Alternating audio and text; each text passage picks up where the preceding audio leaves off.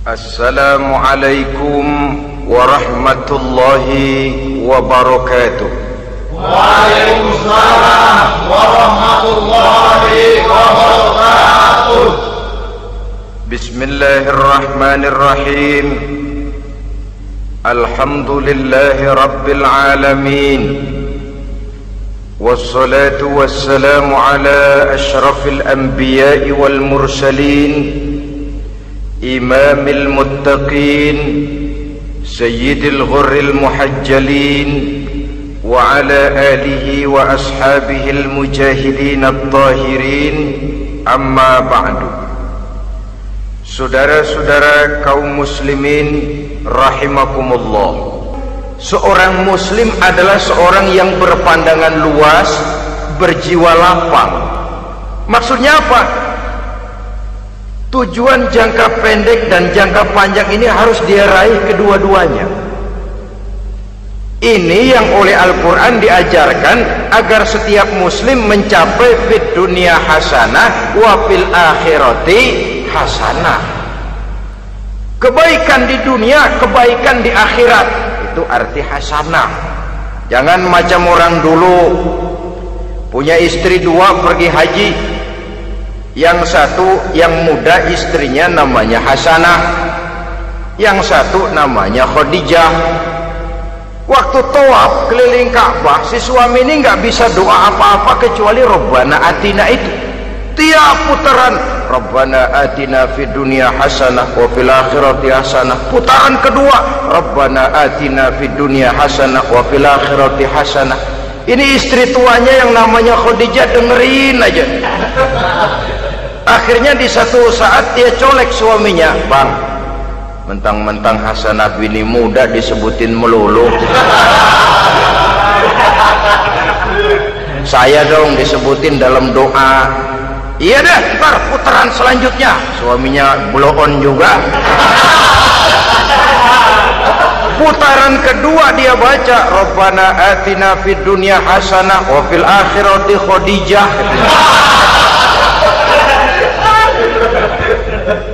Saudara-saudara, itu makna refleksi daripada doa tadi itu, doa sapu jagat. Kita ingin fid dunya hasanah wa fil akhirati hasanah.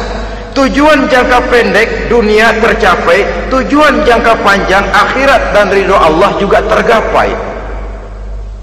Oleh sebab itu Al-Quran menjelaskan, wabtaghi fima atakallahu ad-daral akhirah wala tansa nasibaka minad dunya.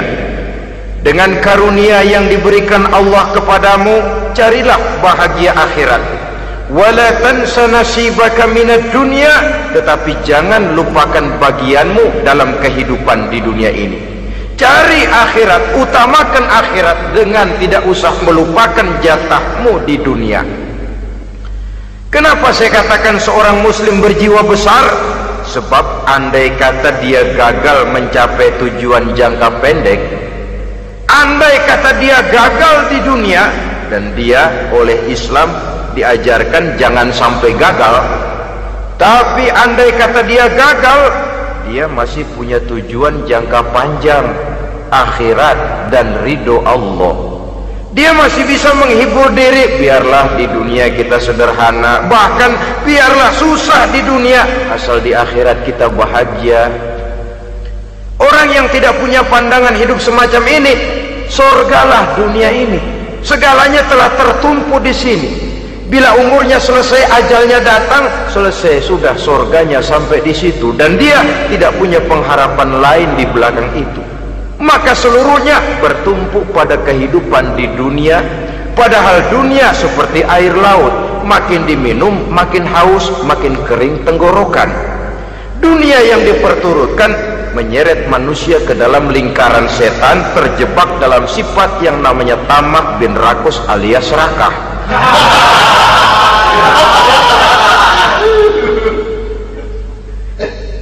Andai kata dia gagal untuk tujuan jangka pendek, dia masih punya tujuan jangka panjang, akhirat. Dia masih sanggup berkata, biar di dunia kita sederhana, bahkan biar kebelangsak sengsara susah di dunia, asal di akhirat kita bisa bahagia. Kan masih ada harapan. yang paling bangpak, paling rusak betul. Sudah di dunia sengsara, di akhirat celaka. Jadi dunia rumahnya gubuk, pinggir kali miring, asal hujan bocor, utang selebar warung.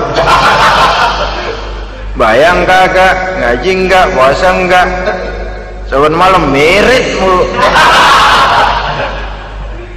Saudara hadirin yang saya hormati, lalu kapan mau bahagia kalau sudah di sini susah, di sana akan susah juga.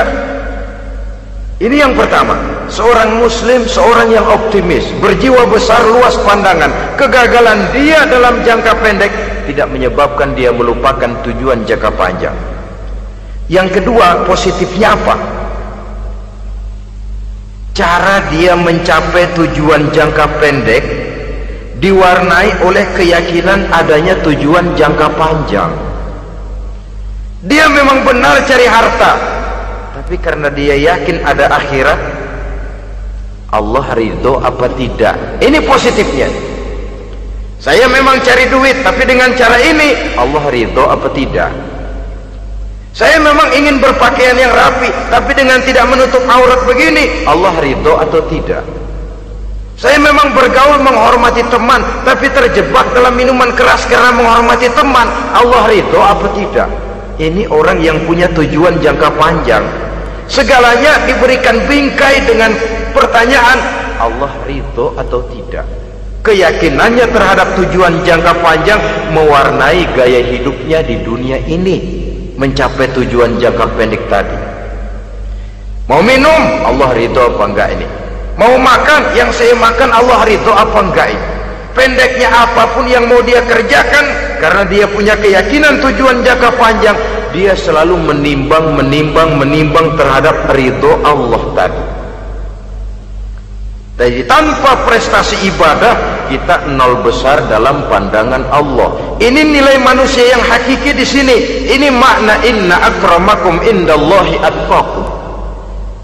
Di akhirat nanti kan tidak pernah akan disidang, kamu pendidikan setinggi apa? Tidak. Gelarmu berapa renteng? Profesor, doktor? Tidak. Akhirat hanya menyidang kau sholat atau tidak, kau puasa atau tidak, kau zakat atau tidak. Diberikan kamu harta yang banyak, dari mana kau dapat, kemana kau belanjakan. Prestasi ibadah itu yang ditanya. Setinggi apa pendidikan, sebanyak apa pengalaman, no problem, tidak jadi masalah di akhirat itu. Prestasi ibadah itu yang akan kita persembahkan di hadapan Allah. Itu makna inna akramakum indallahi atqakum. Kerbau dinilai dari dagingnya, makin gemuk makin mahal harganya. Tapi ada perkutut lebih mahal dari kerbau. Perkutut itu mahalan mentahnya loh daripada matangnya. Karena harga perkutut pada suaranya. Lalu di mana harga manusia yang paling gemuk? Tidak. Suaranya, oh kalau manusia dinilai dari suaranya, barangkali Madonna nomor awal masuk surga. Hanyalah dengan prestasi ibadah kita bisa mencapai tujuan jangka panjang, akhirat dan ridho Allah. Nah baiklah ya, kalau sudah jelas bahwa kita punya dua tujuan jangka hidup, jangka pendek dan jangka panjang, bagaimana Islam mengajarkan kita meraih dua ini? Pada prinsipnya Islam mengajarkan sistem keseimbangan. Dalam berbagai aspek kehidupan, keseimbangan ini nampak dengan nyata diajarkan oleh agama kita. Seperti ayat yang saya bacakan tadi, dengan karunia yang diberikan Allah kepadamu, cari negeri akhirat, tapi jangan lupakan bagianmu di dunia ini. Dalam bentuk yang lebih nyata, bekerjalah untuk duniamu seolah kau akan hidup buat selamanya, tapi bekerjalah buat akhiratmu seolah kau akan mati besok. Manifestasinya dalam kehidupan, misalnya orang kaya diperintah membantu yang miskin, tapi orang miskin dianjurkan berusaha jangan mengandalkan hidup kepada yang kaya, seimbang. Kamu kaya, betul Pak, bantu yang miskin. Kamu miskin, iya Pak, berusaha, seimbang. Tuan rumah diwajibkan menghormati tamu, tamu diwajibkan tahu diri, seimbang. Jadi bagaimana kalau sudah kita bekerja di sawah, di ladang, di pasar, di kantor, anggap kita akan hidup selamanya agar timbul gairah kerja. Tapi kalau sudah sholat, anggap kita akan mati besok supaya timbul khusyuknya. Nah, titik tekannya di mana? Stresnya itu. Walaupun Islam mengajarkan sistem keseimbangan, tapi Al-Quran tetap menggarisbawahi walal akhiratu khairul laka minal, bahwa bagaimanapun seimbangnya, akhirat itu lebih utama daripada dunia. Bagaimana implementasinya? Kata orang-orang tua, kalau kita menanam padi, rumput pasti tumbuh, tapi nanam rumput jangan mimpi tumbuh padi. Maksudnya apa? Kalau satu perbuatan kita niatkan karena Allah, dunianya pasti ikut. Tapi kalau satu perbuatan diniatkan karena dunia semata-mata, akhirat akan hilang. Sebab itu, biasakanlah berbuat sesuatu baik untuk tujuan jangka pendek, lebih-lebih untuk tujuan jangka panjang, dengan motif lillahi ta'ala. Jadi saya ulangi, satu perbuatan kalau sudah diniatkan karena Allah, dunia biasanya ikut. Tapi kalau diniatkan karena dunia semata-mata, akhirat akan luput. Padahal itu titik tekannya, walal akhiratu khairul laka minal ula. Saudara-saudara kaum muslimin rahimakumullah, ini tujuan hidup. Jadi landasan tempat kita bertolak sudah jelas, pantai yang akan kita tuju dalam kehidupan ini juga sudah nyata. Kita ingin mencapai apa yang dinamakan fid dunya hasanah wa fil akhirati hasanah. Untuk itu perlu ada keseimbangan, tetapi titik tekannya tetap akhirat lebih utama daripada kehidupan dunia ini. Sekarang kalau sudah ada dasar hidup, sudah ada tujuan yang akan kita capai, tentu harus ada alat untuk mencapainya. Semuanya perlu sarana. Bahkan pada hakikatnya dalam kaidah usul fikih, para ulama mengajarkan lil wasail hukmul maqasid. Sarana dan tujuan hukumnya sama. Ini mestinya mendidik umat Islam jadi pinter. Jangan cuma berpikir melaksanakan satu pekerjaan, tapi juga berpikir menciptakan sarana untuk terwujudnya pekerjaan itu. Misalnya umat Islam wajib pergi haji kalau mampu, kan begitu toh? Kalau dia umat Islam Indonesia, tentu pergi hajinya ke Mekah. Mekah, Jeddah, Mekah, Indonesia, perlu sarana angkutan untuk sampai ke sana. Kapal laut, kapal udara. Artinya umat Islam harus maju di bidang teknologi, bisa menciptakan pesawat, bisa menciptakan kapal laut, sarana yang akan menyampaikan dia untuk bisa melaksanakan ibadah haji. Selama ini kita bertumpu kepada pemikiran, pokoknya kan yang penting gue pergi haji pakai apa, kayak gue punya duit. Dari segi pribadi memang barangkali begitu, tapi sebagai umat yang harus mencapai kemajuan, apabila diperintahkan melaksanakan sesuatu, kita pun hakikatnya dituntut menciptakan sarana untuk menunjang pelaksanaan sesuatu itu sendiri. Agama mengajarkan an-nazafatu minal iman, kebersihan sebagian daripada iman. Siapa yang menciptakan mesin cuci, sabun-sabun keras, deterjen, rinso dan lain sebagainya? Siapa yang menciptakan air condition, pembersih ruangan? Kita hanya berpikir pokoknya kan bersih, mau pakai apa kek. Kita jarang yang berpikir kepada pewujudan teknologi modern untuk menerjemahkan hadis itu. Syukurlah belakangan ini sudah muncul teknokrat-teknokrat muslim yang dijiwai oleh semangat Al-Quran membuka tabir rahasia konsepsi Islam di lapangan teknologi modern yang makin lama makin menunjukkan tuntutan kebutuhan daripada umat itu sendiri. Dengan demikian, apabila ada tujuan hidup, kita memerlukan alat untuk mencapai tujuan tadi. Supaya tujuan fid dunya hasanah wa fil akhirati hasanah tercapai, apa alat yang harus kita pakai?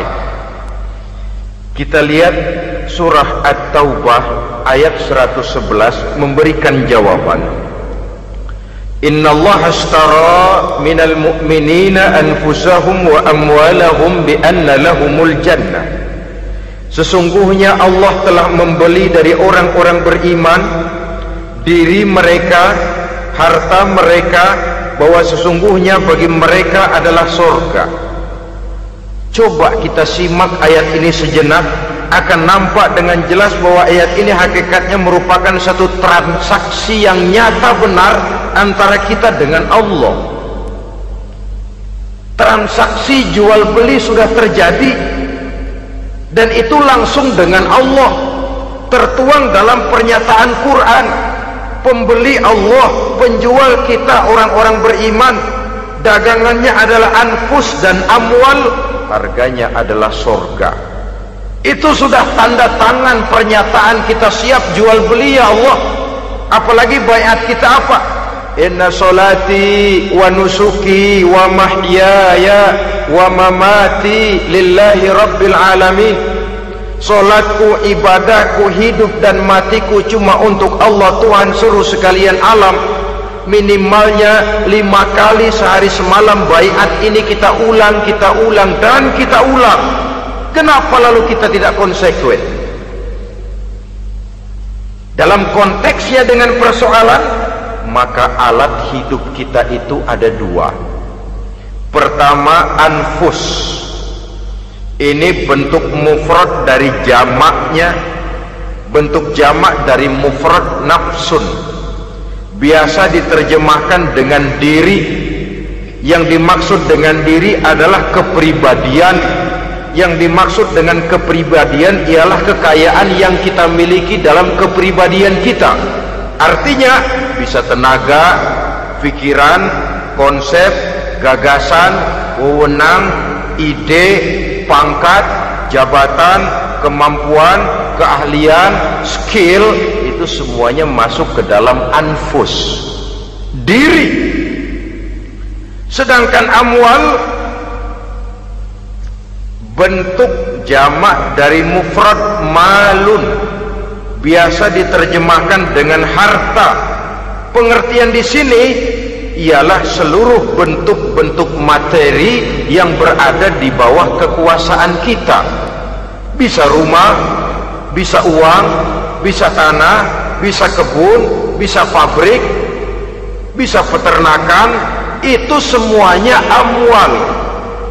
Nah, baik anfus maupun amwal, diri, tenaga kek, pikiran kek, harta kek, pangkat kek, jabatan kek, wewenang kek, keahlian kek, untuk tujuan jangka pendek harus jadi rahmah bagi lingkungan. Untuk tujuan jangka panjang harus menunjang jalan menuju ridho Allah. Jadi kalau pangkat kita menjauhkan kita dari ridho Allah, itu bukan nikmat tuh, azab.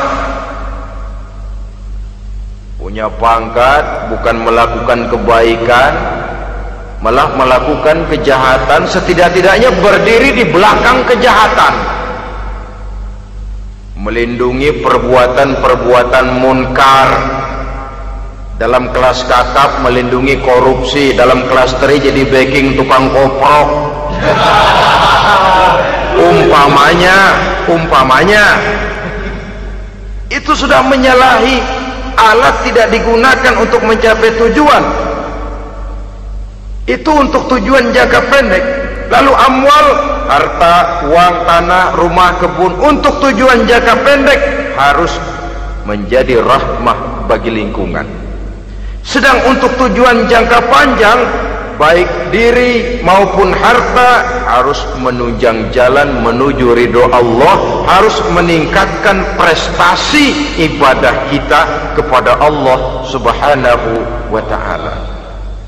Malah yang namanya amwal ini tanggung jawabnya lebih berat loh saudara. Kalau saudara diberikan ilmu, sidang akhirat cuma satu, ilmu kau amalkan untuk apa? Saudara diberikan umur panjang, pengadilan akhirat cuma bertanya satu, umurmu kau habiskan di mana? Tapi saudara diberikan harta, pertanyaan akhirat dua, hartamu kau dapat dari mana? Kau belanjakan kemana? Dari mananya dan kemananya ditanya, depan belakang. Kadang-kadang kan ada orang hartanya didapat dari jalan yang halal, dibelanjakan di jalan haram. Kerja peras keringat banting tulang setengah mati, begitu dapat duit beli buntutan, muter-muter kertas cari kode. Didapat dari jalan halal, dibelanjakan di jalan haram, atau didapat dari cara yang haram, dibelanjakan di jalan yang baik. Menang judi nyumbang pesantren. Nabi mengajarkan innallaha thayyibun la yaqbalu illa thayyib. Allah itu baik dan hanya menerima yang baik-baik saja. Tidak bisa mencuci kain dengan air najis. Kain akan tetap kotor. Saudara-saudara kaum muslimin rahimakumullah. Oleh karenanya masalahnya terpulang kepada kita, pandai-pandailah membagi orientasi. Suatu saat tenggelam kita dalam kesibukan dunia dan seluruh isinya untuk mencapai tujuan jangka pendek. Lain saat tenggelam kita memfanakan diri untuk mencapai tujuan jangka panjang, akhirat dan ridho Allah. Karena kehidupan ini bukan berjalan tanpa batas. Umur ini bukan satu karunia tanpa pertanggungan jawab. Suatu saat setuju atau tidak, rela atau terpaksa, kita akan sampai kepada garis finish daripada perjalanan kehidupan dunia ini, yang memang merupakan satu perjalanan panjang, a walking tall, kata orang Kulon. A walking tall, satu jalan yang demikian jauhnya. Entoh kita akan sampai ke garis finish. Bila datang ajal, senja kehidupan datang, malam menyelimuti. Datangnya tidak pernah kita sangka, tapi sekali dia datang, tidak satu kekuatan yang bisa menolak. Kehadirannya tidak pernah kita harapkan, tapi satu kali dia datang bertamu, pasti terjadi. Dan itu pasti akan kita temui. Alangkah malangnya pada saat kembali itu datang, kita tidak punya prestasi ibadah. Lalu apa artinya prestasi dunia? Apa artinya tujuan jangka pendek kalau kita harus kehilangan tujuan jangka panjang? Rumah kita yang besar, pangkat kita yang tinggi, harta kita yang banyak, bisakah menolong kita untuk kalau sudah kumpul di padang mahsyar nanti? Malaikat, jangan gebugin saya, rumah saya harga 2 miliar.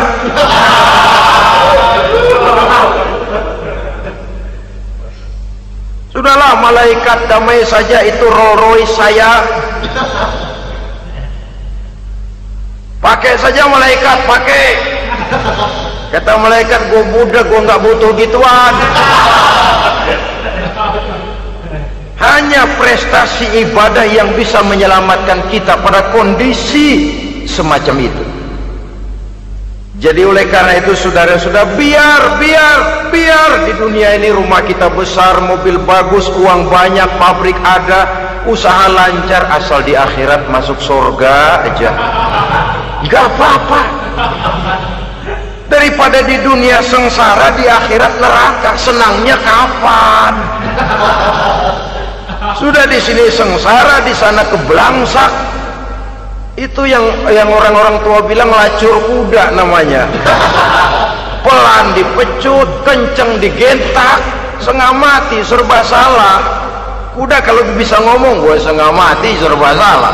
Pelan dipecut, kekencengan ditarik, itu yang namanya lacur kuda begitu, serba salah posisinya. Untuk itu pandai-pandailah membagi orientasi supaya tercapai tujuan ideal ini, fid dunya hasanah wa fil akhirati hasanah. Ini tentang tujuan hidup. Nah, untuk mencapai tujuan ini kita tidak berjalan sendiri, kita perlu teman hidup. Di samping teman hidup ada pula lawan hidup. Siapa teman hidup kita untuk mencapai tujuan hidup ini? Dalam arti sempit, teman hidup kita suami istri yang taat kepada Allah. Suami istri lebih dari sekedar satu pasangan, juga saling melengkapi, merupakan bagian daripada kehidupan. Suami adalah teman istri, istri adalah teman suami untuk mencapai tujuan hidup tadi, mencapai fid dunya hasanah wa fil akhirati hasanah. Seiring, seirama, selaras, serasi, seimbang, kata orang sekarang. Teman dalam arti sempit. Adapun teman dalam arti luas, setiap orang yang pandangan hidupnya sama dengan kita, setiap orang yang akidahnya sama dengan kita, terlepas dari suku bangsa apapun, warna kulit apapun, bahasa apapun, jikalau keyakinannya sama, pandangan hidupnya sama, dia adalah saudara kita dalam artian yang luas. Islam tidak kenal teritorial, maka tidak ada itu Islam Jepang. Ya walaupun secara formalnya ada, tapi informal muslim adalah muslim, diikat dengan akidah. Itu teman hidup. Lalu lawan hidup siapa? Pertama iblis, dalam segala bentuk dan implementasinya. Yang kedua, setiap orang yang pandangan hidupnya tidak sama dengan kita secara ideologis, itulah lawan hidup kita. Maka yang teman jadikan teman, yang lawan jadikan lawan. Jangan teman dijadikan lawan, lawan dijadikan teman. Itu namanya kopiah dipasang di kaki, pak bakyak naik ke jidat. Wajar kalau kepala lalu jadi benjol. Salah milih teman, salah cari lawan. Salah milih teman, salah cari lawan. Akibatnya kita yang akan susah di kemudian hari nanti.